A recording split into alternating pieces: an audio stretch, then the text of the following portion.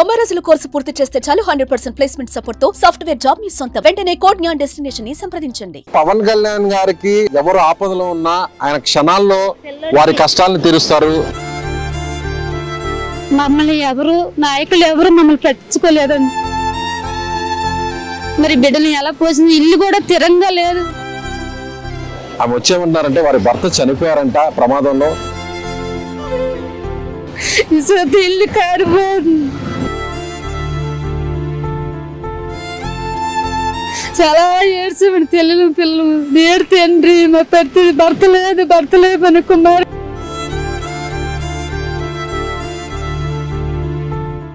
చాలా మంది పవన్ కళ్యాణ్ గారికి ఎవరు కష్టంలో ఉన్నా ఎవరు ఆపదలో ఉన్నా ఆయన క్షణాల్లో వారి కష్టాలను తీరుస్తారు. ఆ ఆపదను కూడా దూరం చేస్తారు. ఇప్పటి వరకు మనం అనేక ఇన్సిడెంట్స్ చూసాం. సామాన్యులు సైతం పవన్ కళ్యాణ్ దగ్గరకు వెళితే వారి కష్టాలను కొన్ని రోజుల్లోనే తీర్చేశారు. ఎన్నో చూసాం. అయితే ఇప్పుడు పిఠాపురం నియోజకవర్గంలో మనం ఉన్నాము. ప్రస్తుతం జనసేన పార్టీ ఆవిర్భావ సభ జరగబోతుంది. అయితే ఇక్కడ ఉప్పాడ బీచ్కి వస్తే ఒక మహిళ మనం చూసి మన దగ్గర రావడం జరిగింది. ఈ విషయాన్ని పవన్ కళ్యాణ్ గారి వరకు చేరే విధంగా ఒక ప్రయత్నం చేయండి, నా గొంతు వినిపించండి అని ఆమె రావడం జరిగింది.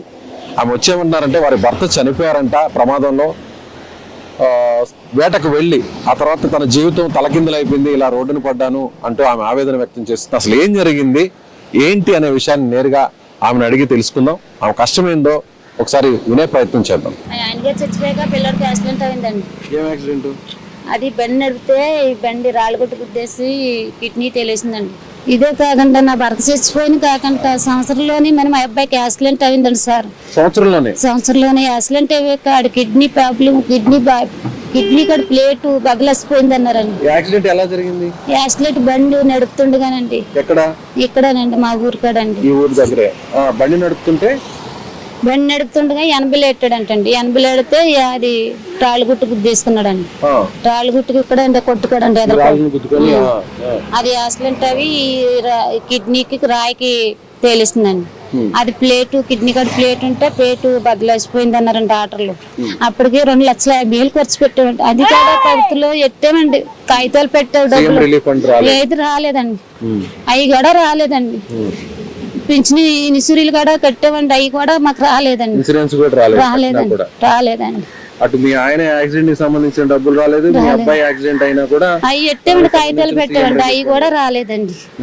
ఏవి రాలేదండి. మీ అబ్బాయి మామూలుగా ఉన్నాడు, దేవుని కుటుంబం పెట్టి నెడుతున్నాడండి. పని చేస్తాడా? ఏం పని చేయడండి. వెళ్తాడా అలాగా కష్టపడుకుని వెళ్తాడు. రూపాయలు తెచ్చిచ్చి వంగి లేదండి. ఏదో కొంచెం చేదోడు వాదోడుగా ఓడుకుంటాడండి. మరి కష్టంగా లేదమ్మా, ఇద్దరు ఆడబిడ్డల్ని మళ్ళీ నీకు చెట్టు కొడుకు మళ్ళీ చాలాగా భయపెట్టారండి. పిల్లోడికి అయితే కిడ్నీ తీసేయాలి, కిడ్నీ కూడా పేడు బదలసిపోయింది అని ఎంతో బాధ పెట్టుకోవాలి. ఒక్క నీరసం కాదు, కిడ్నీ అనే జ్వరం వచ్చి డెంగీ జ్వరం, పైట్లేసు, కొడుకోవడం అన్ని అందులోనే. ఆ దెబ్బ తేలేక నీరుడు జ్వరంగా రక్తం పోయేదండి. రక్తం పోతే చాలా ఏడ్చామండి పిల్లలు. నేడు తండ్రి మా పెద్ద భర్త లేదు అని కుమారుడు అన్నామండి. తండ్రి అని దేవుడి వాడు ఏడ్చి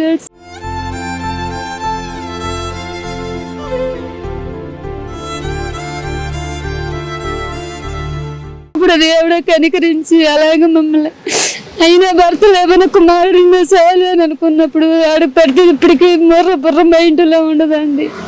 తెల్లి మాట వాళ్ళకి ఇచ్చాడు. ఆడ తెచ్చిచ్చిన రోడ్డు మీదకి రావచ్చిన పని లేదండి. పవన్ కళ్యాణ్ ఈవేళ మా ఆయన గారు చచ్చిపోయి 6 సంవత్సరాలు అవుతుంది. 6 వెళ్ళిపోయి 7 వచ్చిందండి.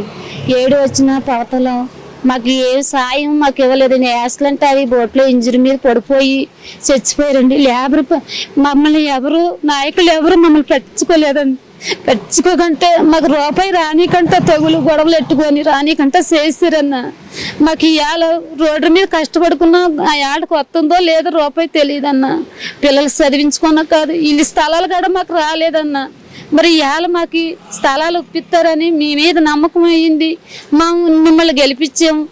మాకు ఏం సాయం చేస్తారనేది మరి మీరే చేయాలన్నా. 3 బిడ్డలు ఉన్నారు. 3 బిడ్డలు మరి ఎలా పోషించాలన్నది మీరు తప్ప మాకు ఎవరు సాయం చేయరన్నా. మా ప్రజలు మమ్మల్ని ఎవరు పట్టించుకోవట్లేదన్నా. మరి ఏం చేస్తారన్నది మీరే సాయం చేయాలని మిమ్మల్ని కోరుకుంటున్నామన్నా. మరి బిడ్డలు ఎలా పోసింది, ఇల్లు కూడా తిరంగా లేదు. ఆ ప్రభుత్వంలో మాకు ఇల్లు స్థలం కూడా మాకు ఇవ్వలేదన్న, ఇల్లు కారిపోతుంది.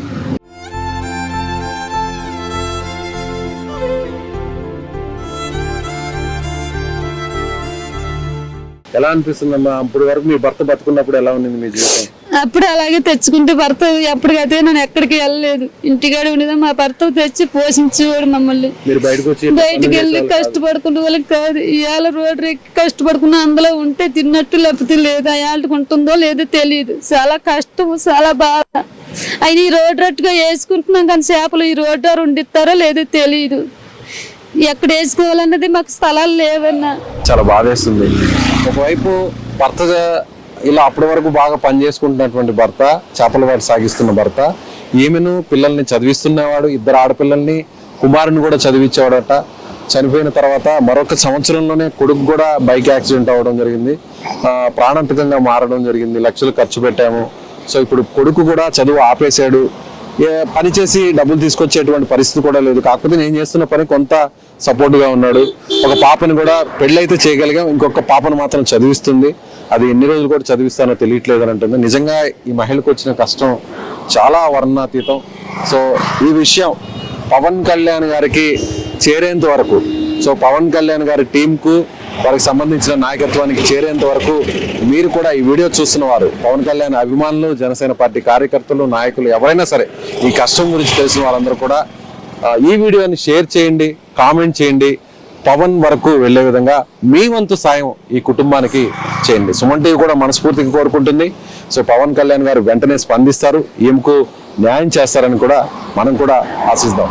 కెమెరామెన్ సీనుతో విజయ్, సుమన్ టీవీ నుంచి ఉప్పాడ.